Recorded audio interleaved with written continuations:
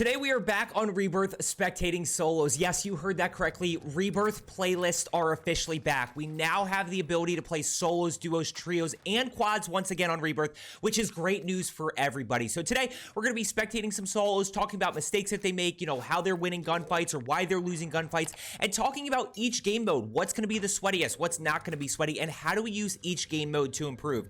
Now let's go ahead and pick this up right here. We are in solos, which I love. If you are looking to improve at winning gunfights, it's a great way to start to understand how to cleanly win a gunfight. Every situation in solos is a 50-50, and look, it does tend to be a little bit sweatier. You get a mix of some sweats as well as some players that aren't as good, so it's a great way to actually learn, how to get better. The other thing is you have to use your mini-map. After you get a kill, you get no more information, so you have to use your audio, you have to use your mini-map to understand where people are. He's centering around corners. He's obviously got the NZ here. NZ's still a good option. It's not the best option anymore. It's not the meta gun. It's got a slower TTK than things like the Cooper Carbine, the NG42. You've got one down below. He also has the MP40. MP40 is a little bit back with the recent changes yesterday, actually, from when I'm making this video. They nerfed the Blixen, they nerfed the Armagera, they nerfed the Marco a little bit. MP40 kind of actually slides in there TTK-wise. There's a little bit less room for error, but with the mobility, with the ADS time, with the movement speed, the MP40 is still a great option. That guy was 100% clearly sitting in that corner. And that's where you got to check the common areas. So you check the stairs, you check the corner. That's one of the most popular places for people to sit. Now let's move on to the next game mode that I love to play, which is solo duos. Solo duos is one of the best ways to improve, in my opinion, because it allows you to start to learn how to fight outnumbered. You get a clean kill or backup. You're patient on your approach. You're able to get a clean kill, and then you get that information about where the second person is. You're able to easily challenge that guy because you haven't taken any damage. And it's going to get you in the habit of using that minimap to understand where that teammate is. In my opinion, every single time you're fighting outnumbered, whether it's solo duos, solo trios, or solo quads, or 1v3, 1v4 situations, if you're playing with teammates, that goes back to a 1v2 situation. In trios, if you, get a clean kill, you can immediately challenge that second enemy, and then it's, you're still in a good spot with that last enemy. But if you are in a situation where you don't get a clean kill and you take a lot of damage, well, you reposition. That guy just missed shots right there. I think we're in a pretty sweaty lobby right here for solos. If you don't get a clean kill, then you have to pull back, reposition, and you're still in a solo duo situation. Now let's talk about that guy just went down. We're not seeing anybody win gunfights. I can't believe he just lost that to a guy with a pistol, but he's definitely going to fly back in here. Now let's talk about quads, and then I want to address trios. I think quads is still going to be very sweaty. I've always felt that quads is going to be the, oh my gosh, what are we witnessing? Now, we literally can't get any rhythm right here. We got this guy down here that's throwing precision airstrikes on people from, 400 meters away and just hitting. He's using, I think this is the Swiss maybe. I think quads is still going to be very sweaty. I've always felt that quads is going to be the sweatiest playlist because at the end of the day, if you and your squad only have 3 people, you're going to queue into trios as opposed to quads. The large majority of people playing quads probably have a full squad, which means you've got comms.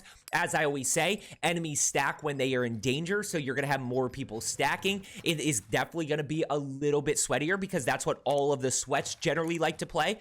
So I think quads is still going to be a little bit sweaty, and it is one of the hardest game modes to play. A lot of the reasons that I play trios is because quads is very difficult. It's very difficult to play, which trios is hands down my favorite to play. It's a little bit more manageable.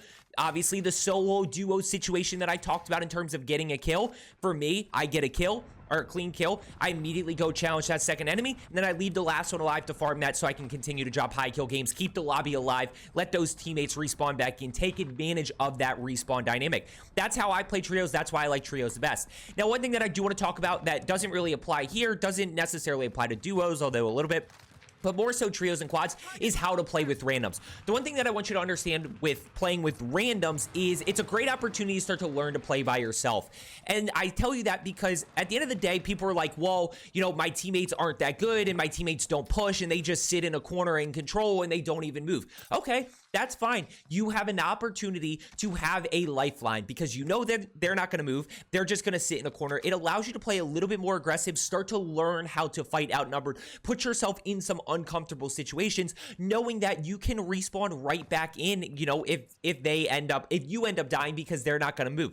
So that's kind of why I do, you know, play randoms, and I have been playing randoms a little bit more. But what I will tell you is that randoms is very tough when it comes to cash flow. You've got to spam that request button when it comes to getting loadout and make sure that they drop the money. The other thing is you have to only be concerned about your game and your money. You know, if you got to be grabbing bounty contracts, looking for supply runs, doing things to get UAVs up yourself, because you can't rely on those teammates. We've got 16 people still alive, so 15 enemies. He has 2 kills, and he's just kind of playing positioning right here. You know, this is...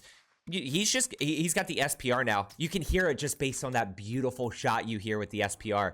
You know, this is how some people play, and when it comes down to solos, especially here, the biggest way to deal with people that play like this is to anticipate. You've got to anticipate corners. You've got to get UAVs up, because he's just chilling here. I mean, at the end of the day, he's not necessarily prepared to fight if somebody goes and pushes him right now, especially a player that's a little bit better, that anticipates, that is able to hit shots. You know, he's not necessarily putting himself in a action. And look, there is a little bit of, you get a little bit rusty if you stop playing for a while, or even like stop attacking people.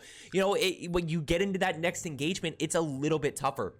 So he's got, and I'm curious to see if this guy wins. This guy's definitely playing with some strategy here. And personally, look, here's the way I feel about this. I don't agree with this playstyle. I don't agree with this playstyle, and I don't agree with Super Sweat stacking on Rebirth. The reason is the respawn dynamic. You respawn back in. You know, I get the small map component, but somebody like this probably should be playing, you know, Caldera a little bit more, where they're thinking about strategy. They're not necessarily worried about kills. Yes, you can absolutely worry about winning in Rebirth. What I always say, though, is if you are looking to improve and get more wins, focus on hit the shot. Give me the shot, baby. He's right on your level to the left.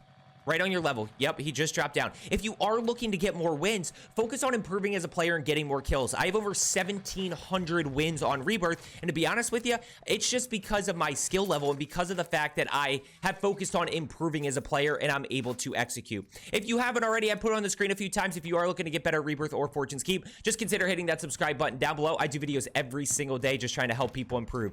Now, you've got 2 people over to this building to your right. One up top, so you got to go challenge here.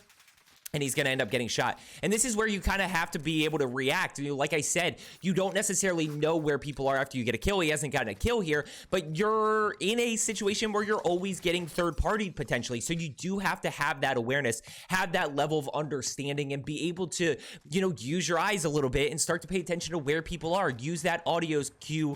Use audio cues as much as you can, I guess. Sure, you know, who knows what is up with audio. They made changes for a while. I think it's actually gotten worse since then, where I myself am not really hearing footsteps much anymore. You know, sometimes I'll hear them super clearly, but then sometimes I only hear my footsteps and I'm completely missing people, which is unfortunate. Audio is a big part of this game in terms of awareness. He's going to anticipate, although he's not playing quickly, like he's slow peeking these corners, which notice he's clearing areas, which is a good thing, but he's not really, you know, playing fast. Because he slow peeks those corners, even though he's anticipating, he's more likely to lose that fight if there was somebody sitting there.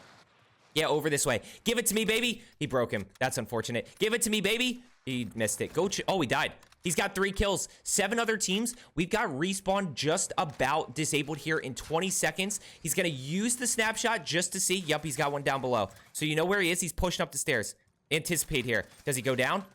Good strafing. Notice the strafing right there. By the way, you do, on controller, you do lose aim assist through railing. So that's actually a really tough kill for both players because you do lose aim assist. He's going to throw another one. Go ahead. See what you can find. Don't really see. Oh, one up top. Yeah, go anticipate. Challenge. Once again, he's going to get the advantage. Go challenge now. Slide left. Be unpredictable. Yes. Okay, let's talk about this. Why do you slide? Oh, no. He's in a bad spot. He's going to go down. That's so unfortunate. This is the guy that he killed earlier, and he barely got the respawn back. Don't chase, anticipate. You know, don't just chase somebody. That a lot of people would have chased that guy around the corner. Instead, anticipate where they're moving to and try to meet them in that location. That's unfortunate right there with the respawn dynamic. Flying back in, that guy has a good gun. The guns that you fly back in now are really good. Well guns, MP5s, MP7s. So you really have to be hyper aware of that enemy flying back in because those people can absolutely take you out. Beforehand, and I love the way somebody else put this to me, beforehand, when you had the striker or something like that, you kind of earn that kill if you got it because you had to execute. You couldn't miss a shot with the striker because it didn't do a lot of damage. It took a lot of bullets. That's a great example of slow peeking the corner. He knew that guy was in there, but because he played so slow, he loses that advantage. Previously, with the striker, you didn't have a lot of bullets. You know, it was hard to actually get a kill, and you had to perfectly execute. So you kind of had to earn it if you drop back in. Now you can just like full send with cold MP5s with well guns, and it is a little bit unfair. It's just something you have to be aware of. This guy wants to go. He should go fight for top prison here. He's got the axe and the Armaguerra. What else? Oh, and he probably grabbed tempered. Wait, is that a 2-hit? Is that 2-hit? Is that 2-hit now? Is it? I don't know if it is or not. Why is this guy being toxic? Schmidt, why are you being toxic? Oh, there might be some beef. There might be some history there. Wonder if there's some history there. We've got 3 other teams. Now, he's in a really bad spot. He's got no long-range gun. Yeah, he's right down lane. No, he's not going to chase. Like, that's where, like, he shouldn't chase you. He should just... Oh, he got circle pull. Okay, so he knows there's one down below. He's gonna push. Where are you pushing? Are you pushing up top? He should. Wait, no. He went way too early here. He went way too early here. He also doesn't have a long range option, which puts him in a really tough spot. Yeah, he's got no plates. I don't know why he rotated this early. Why don't you grab the long range gun that's behind you? That's what you should do here. I don't know what his thought process is. Still 3 people, 1 on roof. Yeah, he can't shoot him with the Armaguerra. He's never going to get him. 2 on roof, 1 down below. Yeah, he's going to go up top. Let's see where circle pulls. He gets circle pull again. Now, he should not go jump down here. He should 100% just hold these guys, but he's in a really tough spot because he only has the Armaguerra. Oh, he ballooned. He ballooned above you. Yeah, see? He ballooned above you. He's going to drop. I wonder if he drops straight down. There's one definitely that just ballooned. Yeah, down below, you got to go challenge now. Or he's going to get held out of circle. He's going to be in a really bad spot. No way this guy wins this game. Not with both. Not with those shots. Yep, there's no way. Last guy, Chief Pete. Chief Pete, 1v1. How many kills does Chief Pete have? Decent circle pull. Kind of a fair circle pull right here. Although he's got to move. Come on, you're not going to do this during endgame. Right here, Chief Pete. 9 kills, 1v1. Can he get the 10 kill win right here? This guy's got to be down below somewhere, right? Because he's already cleared this circle ahead of him. He's kind of got a little bit of the pin. He's up top. Oh my gosh. I'd maniac move this. Could you possibly balloon this? He's got the NZ. Yeah, good job right there. Yeah, keep doing that. Keep doing that. Now drop down. Now you got to drop down. Yep, stim. Push all the way around. Circle's just going to close. You got to anticipate. You can't let this guy get first shot. Why are you doing that? Why are you doing that? I don't know what that move was. I hope you found today's video helpful about Rebirth playlist. Let's get better today, and I will see you tomorrow.